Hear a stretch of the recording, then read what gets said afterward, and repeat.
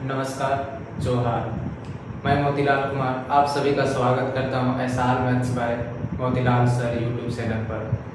तो चलिए आज हम लोग स्टार्ट करने वाले हैं चैप्टर 1 वास्तविक संख्याएं, जिनका एक्सरसाइज होगा 1.1। तो सबसे पहले 1.1 को आज हम लोग सॉल्व करेंगे, जिसमें पहला क्वेश्चन क्या है कि निम्नलिखित संख्याओं को अभाज्य गुणनखंड के रूप में व्यक्त कीजिए। तो सबसे पहले जानते हैं कि अभाज्य गुणनखंड होता क्या है। अभाज्य गुणनखंड, यहाँ देखिए क्या है, अभाज्य गुणनखंड लिखा हुआ है, अभाज्य गुणनखंड। तो अभाज्य गुणनखंड किसे कहते हैं? तो अभाज्य लगा हुआ है, तो अभाज्य संख्या क्या होती है ये पहले जानते हैं। अभाज्य संख्या किसे कहते हैं? तो जिनका केवल एक और जिनका केवल दो फैक्टर होता है, जो केवल एक से और अपने आप से केवल भाग लगता है, उसे अभाज्य संख्या कहते हैं। तो जैसे क्या हो गया, 2 हो गया, 3 हो गया, 5 हो गया, 7 हो गया, 11 हो गया, 13 हो गया, 17 हो गया, 19 हो गया, 23 हो गया। ये सभी क्या है, अभाज्य संख्याएं हैं। तो किसी भी भाज्य संख्या को, किसी भी भाज्य संख्याओं को इन्हीं संख्याओं के गुणनफल के रूप में लिखना ही क्या कहलाती है, अभाज्य गुणनखंड कहलाती है। ठीक है, तो किसी भी भाज्य संख्या को, किसी भी भाज्य संख्या को अभाज्य संख्याओं के गुणनफल के रूप में लिखना, अभाज्य संख्याओं के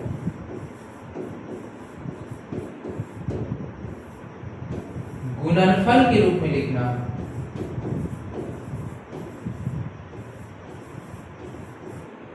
के रूप में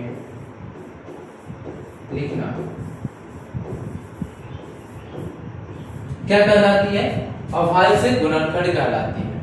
अब किसी भी अभाज्य संख्या को अभाज्य संख्याओं के गुणनफल के रूप में हम कैसे लिखेंगे, इनका निकालने का क्या तरीका है? तो सबसे पहले जानते हैं, जैसे 140 क्या है, भाज्य संख्या है, इनको हमें अभाज्य गुणनखंड के रूप में लिखना है। तो 140 का कैसे जानेंगे कि ये किन किन अभाज्य संख्याओं का गुणनफल है? तो हम इनको क्या करेंगे, एलसीएम मेथड से भाग देंगे। से क्या है, 140 एलसीएम मेथड से भाग देंगे, जिनमें पहली भाज्य संख्या क्या है, 2 है। तो 2 से विभाजित करते हैं, तो 2 से ये विभाजित हो जाता है, 2 7 14 और 0 ये है 70 हो जाएगा। अब 2 से 70 को फिर डिवाइड करते हैं, तो 2 से 70 35 बार में भाग लग जाएगा। अब ये 2 से भाग नहीं लगेगा, तो 2 से भाग नहीं लगेगा, तो अगली भाज्य संख्या अभाज्य संख्या क्या है, 3 है। तो 3 से इनको विभाजित करेंगे, तो 3 से भी ये 35 भाग नहीं लगेगा, तो अगली अभाज्य संख्या क्या है, 5 है। तो 5 से इनको विभाजित करेंगे, तो 5 से हो जाएगा 5 7 35, और फिर ये 7 भाग लग गया, 7 से ही एक बार। दैट इज 140 का जो अभाज्य गुणनखंड होगा वह 2 गुना 2 2 गुना 2 गुना 5 गुना 7 होगा। अर्थात ये हो गया 2 पावर 2 गुना 5 गुना 7, ये इनका अभाज्य गुणनखंड हो गया। ठीक इसी प्रकार से 156 का भी हम लोग अभाज्य गुणनखंड याद करेंगे। तो चलिए उनको लिख लीजिए। 156 का देखते हैं अभाज्य गुणनखंड क्या होता है।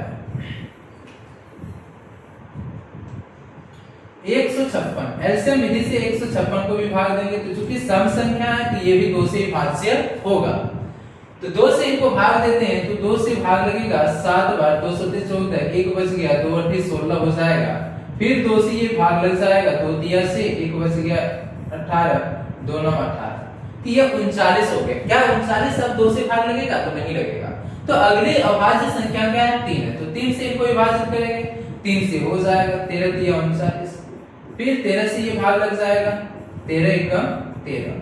अर्थात 156 का अभाज्य गुणनखंड क्या होगा, 2 गुना 2 गुना 3 गुना 13। तो 2 गुना 2 2 पावर 2 हो गया, 2 गुना 2 2 पावर 2 हो गया, गुना 3 हो गया, गुना 13 हो गया। ये इनका अभाज्य गुणनखंड हो जाएगा।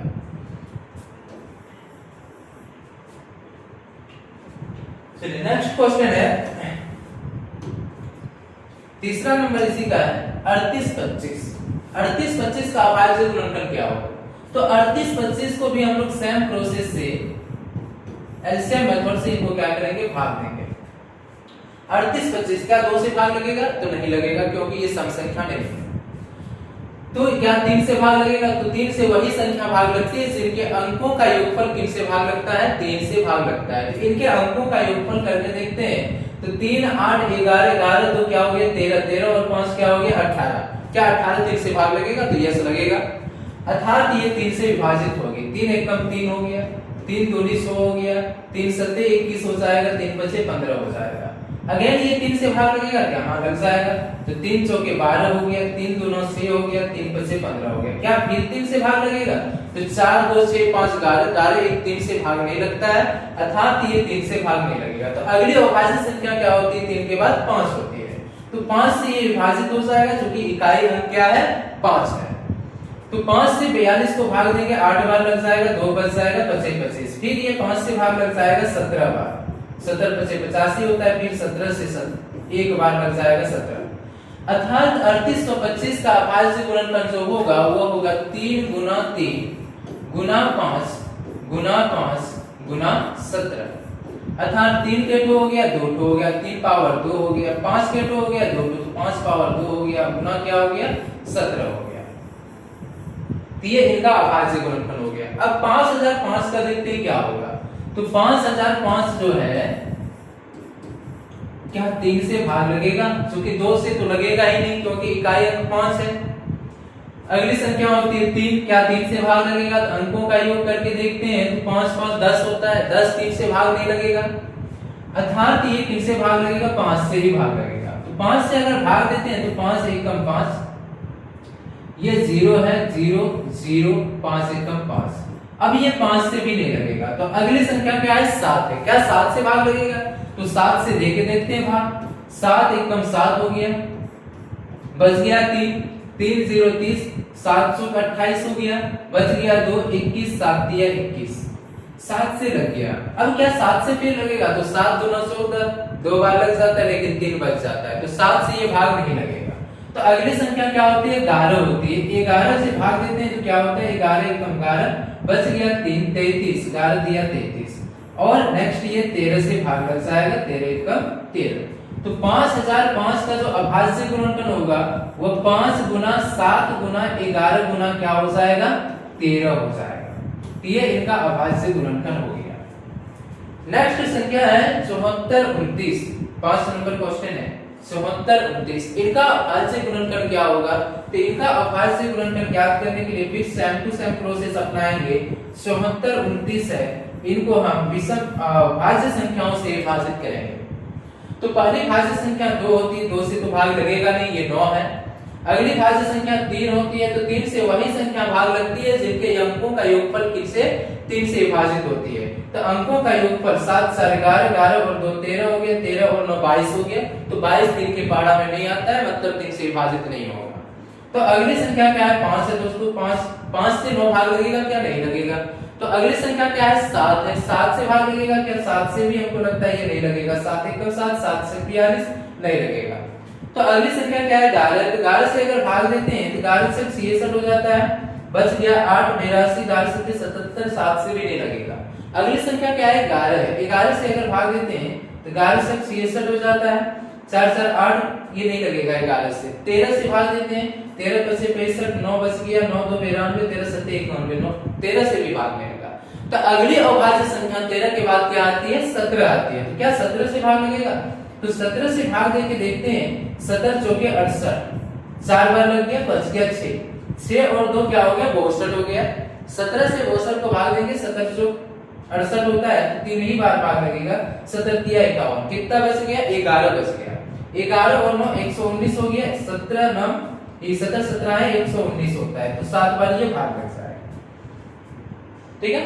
तो 17 चौक 68, 17 दिया 51, 17 17 है 119, 17 7 जा 119 होता है। तो 17 से ये भाग हो गया। अगली संख्या क्या है? 17 के बाद 19 है। तो क्या 19 से ये भाग लगेगा? तो 19 से अगर भाग देके देखते हैं 19 से, तो 19 दूना 38, 19 दूना 38 हो गया, बच गया 5 57। हाँ 19 से भाग लग गया, 19 दिया 57। अब ये 19 से भाग नहीं लगेगा। तो अगली अभाज्य संख्या क्या है? 23 है। और चूंकि 23 क्या था अभाज्य संख्या ही है तो 23 से ही केवल विभाजित होगा और 1 से ही। तो इनका अभाज्य गुणनफल हो गया 17 गुना 19 गुना 23 गुना 23। 74 29 का अभाज्य गुणनफल हो जाएगा 17 गुना 19 गुना 23। ठीक है यहां तक। चलिए अगले नंबर पर चलते हैं। तब 2 नंबर क्वेश्चन है कि पूर्णांकों के निम्नलिखित युग्मों के एलसीएम और एलसीएम ज्ञात कीजिए। क्या ज्ञात करना है? निम्नलिखित युग्मों के एलसीएम और एलसीएम। हमें क्या ज्ञात करना है? एलसीएम और एलसीएम ज्ञात करना है। ठीक है। फिर कहता है जांच कीजिए कि दो संख्याओं का गुणनफल, मतलब इसे वेरीफाइड करके भी दिखाना है कि जो संख्याओं का गुणनफल होगा वो एलसीएम गुना एचसीएफ के बराबर हो। ठीक है, ये ऑलरेडी होता है, थ्योरी में आप लोग पढ़े हुए हैं कि दो संख्याओं का गुणनफल जो होगा हमेशा उनके एचसीएफ और एलसीएम के गुणनफल के बराबर होगा। ठीक है, तो 26 और 91 का सबसे पहले क्या ज्ञात करते हैं? एचसीएफ और एलसीएम। किस विधि से ज्ञात करेंगे? तो अभाज्य गुणनफल विधि के द्वारा ज्ञात करेंगे। ठीक है, तो अभाज्य गुणनफल विधि के द्वारा अगर एचसीएफ और एलसीएम ज्ञात करना है तो सबसे पहले उन संख्याओं का क्या लिखिए? अभाज्य गुणनफल लिखिए। तो ये 26 का अभाज्य गुणनफल क्या हो जाएगा? 2 गुना 13, 13 दूना 26 होता है। फिर 91 का अभाज्य गुणनफल क्या होगा? तो 13 सत्ते 91 होता है, तो 7 गुना क्या हो जाएगा? 13। ये हो गया इन दोनों का अभाज्य गुणनफल। अब याद रखिएगा एचसीएफ के लिए जो हमें देखना है वो कॉमन फैक्टर देखना है, और एलसीएम के लिए क्या देखना है वो भी बताना है। तो एचसीएफ के लिए हमें कॉमन केवल देखना है, तो इन दोनों में देखिए कॉमन क्या आया, तो कॉमन हो गया 13। तो एचसीएफ इनका क्या हो जाएगा? केवल और केवल 13, एक ही पेयर 13 है, तो एक जोड़ा कॉमन हुआ तो 13 हो गया। एलसीएम के लिए क्या करेंगे? तो एलसीएम में सभी संख्याओं को लिखा जाता है। याद रखिएगा कि एलसीएम में क्या होता है? हमें सभी संख्याओं को लिखना है, बशर्ते उसी संख्याओं को लेना है जिसमें वो ज्यादा टाइम आया है, उसी में से लेंगे उस संख्या को जिसमें वह ज्यादा टाइम आया है। तो इसमें 2 भी आया है, यहाँ पर 3 संख्याएं आया हुआ है, 2, 7 और 13। 2, 7 और 13, हमें इन सभी संख्याओं को एलसीएम में लिखना है। बस ध्यान ये रखना है कि वह ज्यादा टाइम किसमें आया है। तो 2 है, तो 2 किसमें ज्यादा टाइम आया है? तो 2 एक ही बार आया है और 26 में ही आया है, तो केवल 2 हो जाएगा। फिर 7 आया है, तो 7 केवल 91 में आया और एक भी बार आया है, तो ये हो गया। फिर 13 आया, 13 दोनों में आया है, लेकिन दोनों में बराबर बार आया है, तो बराबर टाइम भी हो जाएगा, मतलब एक ही टाइम हो जाएगा, तो 13 हो गया। तो 2 गुना 7 गुना 13 इनका एलसीएम हो जाएगा।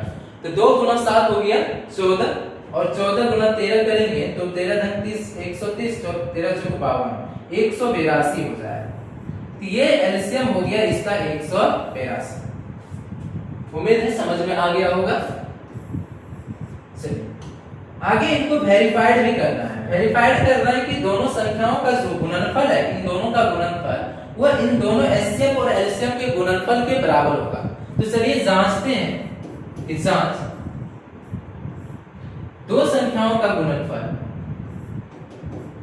दो संख्याओं का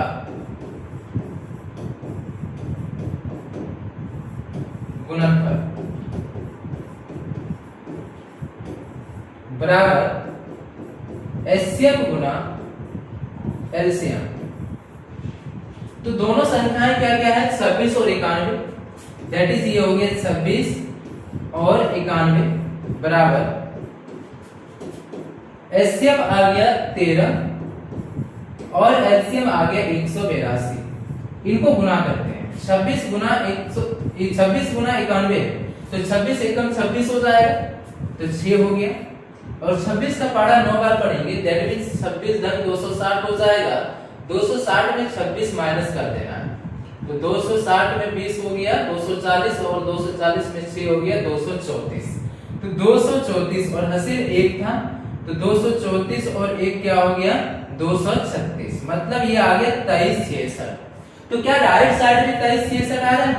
तो देखते हैं 13 गुना 182, तो 13 को 2 बार गुना करेंगे, 13 गुना 26 हो गया, 13 आटे कितना हो जाता है? 104 हो जाता है, और 2 हासिल था तो 106 हो गया, बच गया 10, 13 एकम 13 और 10 क्या हो गया? 23। मतलब ये वेरीफाइड कर रहा है, देखिए दोनों साइड क्या है, इक्वल है, इसका मतलब ये क्या कर रहा है, सेटिस्फाइड कर रहा है। मतलब दोनों संख्याओं का जो गुणनफल है वो एचसीएफ और एलसीएम के गुणनफल के क्या होगा, बराबर होगा। ठीक है, तो इसी प्रकार से नेक्स्ट नंबर के लिए नेक्स्ट क्वेश्चन पे भी हम लोग करेंगे। पहले एचसीएफ और एलसीएम ज्ञात करेंगे, फिर दोनों संख्याओं का गुणनफल और दोनों संख्याओं के एचसीएफ और एलसीएम का भी गुणनफल ज्ञात करेंगे, जो क्या होगा, सदैव ही बराबर होगा। और ये केवल और केवल दो संख्याओं के लिए ही क्या होती है, सेटिस्फाइड होती है। तो चलिए अगला नंबर क्वेश्चन है 510 और 92, 510 और 92। 510 का अभाज्य गुणनफल क्या होगा, सबसे पहले देखिए 510 का अभाज्य गुणनफल, फिर 92 का अभाज्य गुणनफल लिखिए, कि इनको रफ में भी कर लीजिएगा। 510 का अभाज्य गुणनफल क्या होता है, तो 510 इनको हम एलसीएम विधि से भाग देंगे। तो 510 क्या है, सम संख्या है, इसलिए ये 2 से विभाज्य होगा। तो 2 से इनको विभाज्य करते हैं तो 2 दूनी 4 हो गया, 2 दूनी 4, 1 बच गया, 2 पंचे 10, 2 पंचे 10। फिर क्या 2 से भाग लगेगा, तो नहीं लगेगा। 3 से, तो हाँ 3 से लग जाएगा, 3 8 24 हो गया, 3 5 15 हो गया। क्या अब 3 से लगेगा, नहीं लगेगा। 5 से 17 बार, मतलब इनका अभाज्य गुणनफल हो गया 2 गुना 3 गुना 5 गुना 17। और 92 का कितना होगा, तो 92 का अभाज्य गुणनफल अगर करते हैं तो 2 से 46, फिर 2 से 23, तो ये हो जाएगा 2 गुना 2 गुना 23। ये 92 का क्या हो गया, अभाज्य गुणनफल हो गया। एलसीएम और एचसीएफ दोनों निकालना है, तो एचसीएफ के लिए सबसे पहले क्या देखेंगे, कॉमन फैक्टर। इन दोनों का कॉमन क्या है, 2 है, और कुछ कॉमन है क्या, नहीं है, तो इनका एचसीएफ हो जाएगा 2। ठीक है, एलसीएम क्या होगा इनका, तो एलसीएम के लिए देखिए सभी संख्याओं को लिखना है। तो कौन कौन सी संख्याएं यहाँ पर आ रही है, 2 आ रही है, 3 आ रही है, 5 आ रही है, 17 आ रही है और 23 आ रही है। ये 4 संख्याएं इन दोनों के अभाज्य गुणनफल में एग्जिस्ट कर रही है। तो 2 देखना है, 2 सबसे ज्यादा बार किसमें है, तो 2 सबसे ज्यादा टाइम 92 में, कितना बार है, 2 बार। फिर 3 है, 3 सबसे ज्यादा टाइम किसमें है, तो 3 केवल इसी में है और वह भी 1 बार। फिर 5 भी केवल इसी में है, तो 5 हो गया। और फिर 17 भी केवल इसी में है, तो 17 हो गया। और 23 केवल इसमें है, तो 23 हो गया। इन सभी को गुणा करते हैं तो क्या होगा, देखिए 2 गुना 2 4, 4 तिया 12, 12 पंचे 60 हो गया।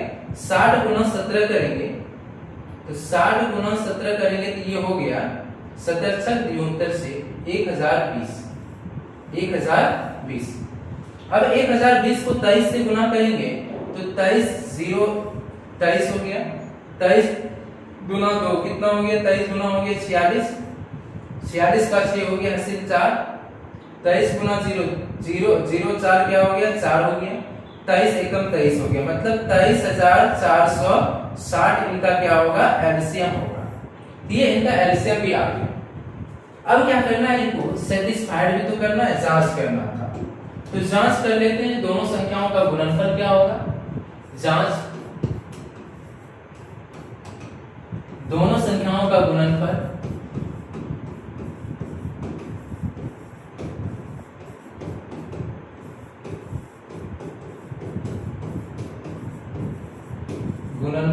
बराबर एचसीएफ गुना एलसीएम।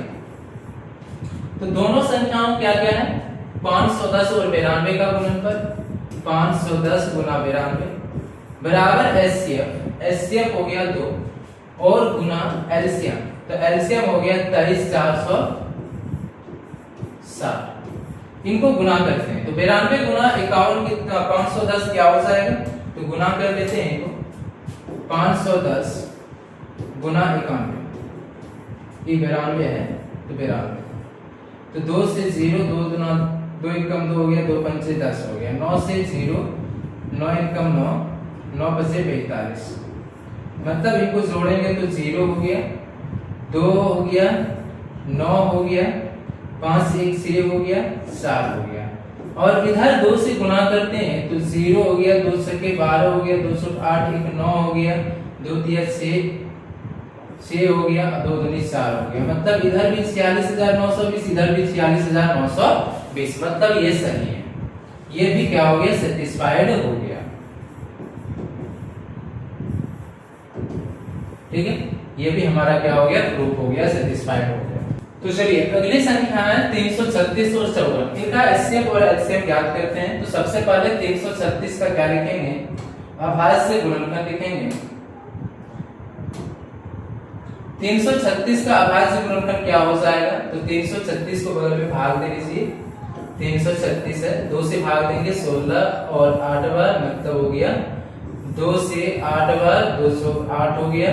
2 से 2 चौक 8, 2 दूनी 4 हो गया। फिर 2 से भाग देंगे, 2 दूनी 4, 2 एकम 2, फिर 3 से लग जाएगा, 3 सते 21। तो 336 का अभाज्य गुणनखंड 2 गुना 2 गुना 2 गुना 2 गुना 3 गुना 7 हो गया। फिर क्या है, 54 है। तो 54 का अभाज्य गुणनखंड क्या होगा, तो 54 2 से भाग लग जाएगा, 2 दूनी 4, 2 सते 14। अब 2 से नहीं लगेगा, 3 से, 3 नमा 27, फिर 3 से 3 दिया 9। तो 2 गुना 3 गुना 3 गुना 3 हो गया। ये 54 का अभाज्य गुणनखंड हो गया। अब एचसीएफ क्या होगा, तो एचसीएफ के लिए बोले हैं कॉमन फैक्टर लेना है। कॉमन, इन दोनों में कॉमन क्या है, तो दोनों में कॉमन देखिए तो 2 मिल गया है, फिर क्या मिल गया, 1 3 मिल गया, तो 2 गुना 3 हो गया, मतलब 6 हो गया। एलसीएम क्या होगा इनका, एलसीएम, तो एलसीएम के लिए हमें सभी संख्याओं को लिखना पड़ता है। तो यहाँ कौन कौन सी अभाज्य संख्याएं एग्जिस्ट कर रही दोनों में मिला के, तो हम क्या क्या देख पा रहे हैं, 2 3 7, यही 3 नंबर एग्जिस्ट कर रहा है इसमें। तो 2 यहाँ एक ही बार आया, यहाँ 4 बार आया, तो ज्यादा वाला को लिखते हैं। तो 2 गुना 2 गुना 2 गुना 2 हो गया। 3 यहाँ पे 3 बार आया, यहाँ पर 1 बार आया, तो 3 को कितना बार लिखेंगे, 3 बार लिखेंगे। 3 गुना 3 गुना 3। फिर 7 इसी में 1 बार आया है, तो गुना 7। इन सभी को गुना कीजिए, 2 गुना 4 हो गया, 4 गुना 8, 8 गुना 16 दिया 48, 48 दिया हो गया 144, 144 गुना 3 करेंगे तो 40 दिया 150, 400, 6 दिया 18, 400,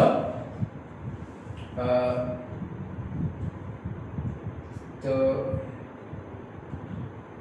432 हो जाएगा। और 432 गुना 7 करते हैं 3024 हो जाएगा।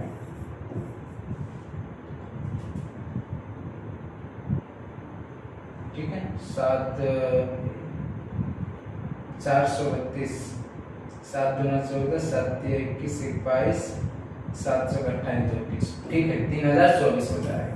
तो ये 3024 इनका एलसीएम हो गया और ये एचसीएफ 6 हो गया। अब इनको जांच करते हैं। तो जांच,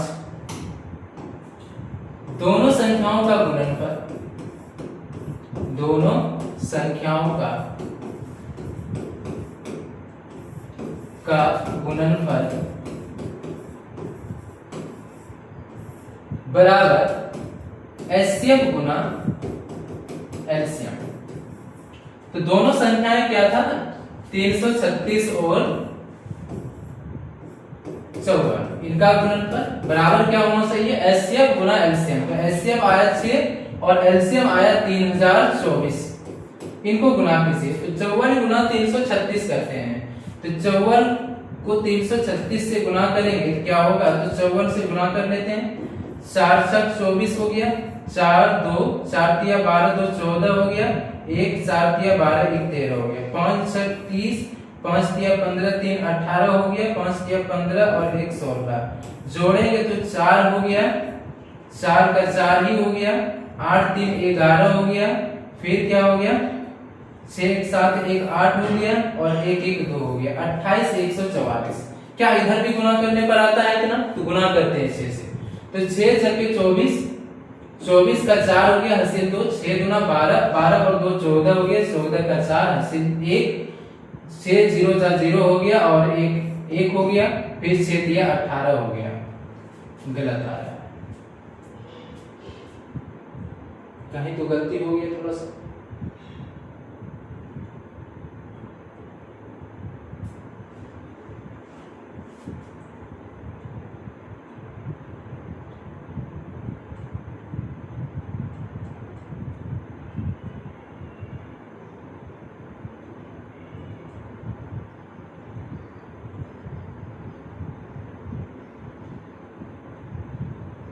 कहीं गलती हो गई थोड़ा सा। 4 4 24 हो गया, 24 का 4 हो गया, 4 तिया 12 2 14 हो गया, 4 तिया 12 1 13, 5 7 30 3 5 तिया 15 3 18, 5 तिया 15 और 1 16। तो यहाँ हो गया 4 6 4 सॉरी तो गलती यहाँ पे हुआ है, यहाँ क्या होगा 1 होगा। ठीक है, 6 दिया 18 सही है। दोनों साइड देखिए 18,144 18,144 ये प्रूव्ड हो गया। ठीक है, सेटिस्फाइड हो गया। ठीक है यहां तक। चलिए नेक्स्ट नंबर क्वेश्चन है 3 नंबर। अभाज्य गुणनफल विधि द्वारा निम्नलिखित पूर्णांकों का एलसीएम और एलसीएम ज्ञात कीजिए। अभाज्य गुणनफल विधि के द्वारा क्या करना है, एलसीएम और एलसीएम ज्ञात करना है। यहाँ पर 3 नंबर दिया हुआ है 12 15 और 21। इन तीनों का सबसे पहले क्या लिखिए, अभाज्य गुणनफल। 12 का क्या हो जाएगा, 2 छक्के 12 2 तिया 6। तो ये 12 का अभाज्य गुणनफल हो गया 2 गुना 2 गुना 3।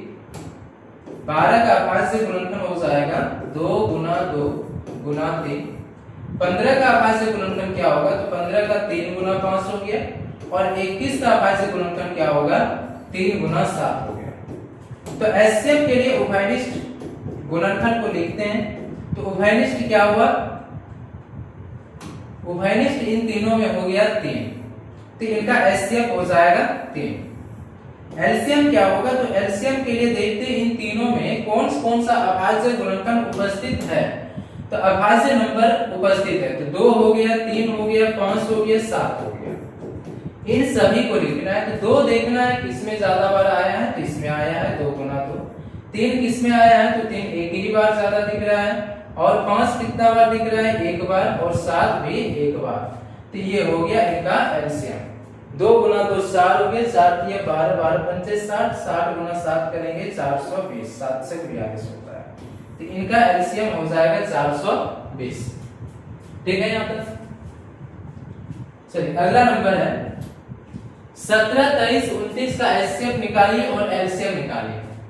17, तो 17 का अभाज्य गुणनफल क्या होगा, 1 गुना 17 लिख सकते हैं, क्योंकि 17 का है, तो 17 है एक भाज्य संख्या नहीं, मतलब अभाज्य संख्या है। अभाज्य संख्या के केवल 2 ही फैक्टर होता है, 1 और स्वयं। तो ये 1 हो गया और 17 हो गया। ठीक उसी प्रकार से 23 का 1 गुना 23 होगा। 29 क्या है, 29 भी एक अभाज्य संख्या है, तो 1 गुना 29 होगा। तो इसीलिए इनका एचसीएफ हो जाएगा 1। उभयनिष्ठ क्या हो गया, 1 हो गया। एलसीएम क्या होगा इनका, तो एलसीएम में तीनों ही संख्याएं क्या हो जाएगी, मल्टीप्लाई हो जाएगी। 17 23 29। याद रखिएगा कि जब एचसीएफ 1 हो तो एलसीएम जो होता है संख्याओं का गुणनफल ही होता है। 17 गुना 23 गुना 29, और यहाँ पे 29 नहीं होगा 23 होगा। 23 गुना 29, इन सभी को गुना करते हैं तो 17 गुना 23 कर लेते पर 17 गुना 23, 17 दिया 51 हो गया। 17 गुना 34 5 39 हो गया, 391 हो गया। इसको गुना करना है 29 से, तो 9 एकम 9, 9 9 81 का 1 हासिल 8, 9 दिया 27 और 8 हो गया 35। 2 एकम 2, 2 9 18, 2 दिया 6 1 7। जोड़ देते हैं तो 9 हो गया, 2 1 3 हो गया, 8 5 13 हो गया, 7 3 10 1 11 हो गया। 11,339 हो गया, ये 3 है। तो इनका एलसीएम हो गया 11,339। ठीक है यहाँ तक 11,339। उम्मीद है यहाँ तक समझ में आया होगा। चलिए अगला क्वेश्चन है 8 9 और 25 का एचसीएफ और एलसीएम ज्ञात कीजिए। तो 8 का अभाज्य गुणनफल लिखिए, 8 का अभाज्य गुणनफल लिखिए। तो 8 का अभाज्य गुणनफल क्या होगा दोस्तों, 2 गुना 2 गुना 2। 9 का अभाज्य गुणनफल क्या होगा, 3 गुना 3 होगा। 25 का अभाज्य गुणनफल क्या होगा, 5 गुना 5 होगा। ठीक है, अब देखिए एचसीएफ के लिए कॉमन फैक्टर कुछ भी कॉमन नहीं है इसमें। उसमें 2 है, इसमें 3 3 है, इसमें 5 है, कुछ भी कॉमन नहीं है, तो इनका एचसीएफ क्या हो जाएगा, 1 हो जाएगा। ठीक है, और एचसीएफ के लिए अभी अभी बताएं कि जिनका भी एचसीएफ 1 होगा, जिनका भी एचसीएफ 1 होगा, याद रखिए उसका एलसीएम जो होगा उनके गुणनफल के बराबर होगा। तो इनका गुणनफल ही हो जाएगा, जैसे 2 गुना 2 गुना 2 गुना 3 गुना 3 गुना 5 गुना 5, मतलब 2 गुना 2 गुना 2 किए तो 8 हो गया, 3 गुना 3 9 हो गया, 5 गुना 5 किए तो 25 हो गया, 25 अट्ठे 200 हो जाता है, 200 गुना 9 करेंगे तो 1800 हो जाएगा। तो इनका एलसीएम क्या हो जाएगा, 1800 हो जाएगा। ठीक है, यहाँ तक चलिए। तो अगला 4th नंबर क्वेश्चन है एचसीएफ एलसीएम से ही। इसमें क्या कर रहा है कि दो संख्याएं हैं 306 और 657, जिनका एलसीएम कहता है 9 है, तो कहता है इन्हीं दोनों संख्याओं का एलसीएम क्या होगा, एलसीएम क्या होगा, ये क्या करना है। तो चूंकि अभी देखें हम लोग 2 नंबर में है कि दो संख्याओं का जो गुणनफल होता है वह एचसीएफ और एलसीएम के गुणनफल के बराबर होता है। ठीक है, तो चूंकि हम जानते हैं क्या दो संख्याओं का गुणनफल, क्योंकि हम जानते हैं क्या कि एचसीएफ गुना एलसीएम, एचसीएफ गुना एलसीएम जो होता है बराबर होता है दो संख्याओं के गुणनफल का, दो संख्याओं के, दोनों संख्याओं के गुणनफल का। तो एचसीएफ इनका हो गया 9, एलसीएम तो ज्ञात करना है, और दोनों संख्याएं हो गई 306 और 657, इनका गुणनफल। तो एलसीएम यहां से हो जाएगा 306 गुना 657 बटे में 9, 3 से काटेंगे इसको, 3 9 27 और होता है, 9 से अगर काट देते तो 9 से भी कट जाएगा, 9 तिया 27, बच गया कितना 3, 9 चौक 36, 9 चौक 36, तो ये कट गया। दैट इज एलसीएम इनका क्या हो जाएगा, तो 34 गुना 657, 34 गुना 657, तो 657 को गुना कर लेते हैं 34 से, तो 4 सत्ते 28 हो गया, 4 पंचे 20, 2 22 हो गया, 4 छक 24 और 2 क्या हो गया 26 हो गया, 4 सत्ते 28, 4 पंचे 20, 2 22, 4 छक 24, 2 26, 3 से गुना करेंगे तो 3 सत्ते 21 हो गया, 3 पचे 15 और 2 17 हो गया, 3 छक 18 और 1 19 हो गया। ठीक है, 8 हो गया, 3 हो गया, 7 से 13 हो गया, 7 से 13 का 3 हो गया, तो 9 2 11, 1 12 का 2 हो गया, 1 1 2 हो गया, 22 338, 22,338 हो जाएगा इनका एलसीएम। राइट, चलिए हो गया, यहां तक समझ में आया होगा उम्मीद है। और ये लेक्चर कैसा रहा आप लोगों के लिए, अगर ठीक ठाक रहा, थोड़ी बहुत गलती हो भी सकती है क्योंकि ये मेरा पहला वीडियो शूट हो रहा था, सो कहीं भी थोड़ी भी गलती हुई है या भूल चूक हुई है तो उनके लिए माफी चाहूंगा। तो चलिए नेक्स्ट वीडियो में मिलते हैं। और हाँ, यदि हमारा लेक्चर अच्छा लगा हो तो कृपया करके हमारे इस चैनल को सब्सक्राइब करना ना भूलें, जरूर सब्सक्राइब कर लीजिएगा। और अभी मेहनत कर रहे हैं और अच्छी खासी मेहनत करेंगे आप लोगों के लिए, सो प्लीज़ आप लोगों से रिक्वेस्ट है हमारे चैनल को सब्सक्राइब कर लीजिए और मुझे सपोर्ट कीजिए। धन्यवाद।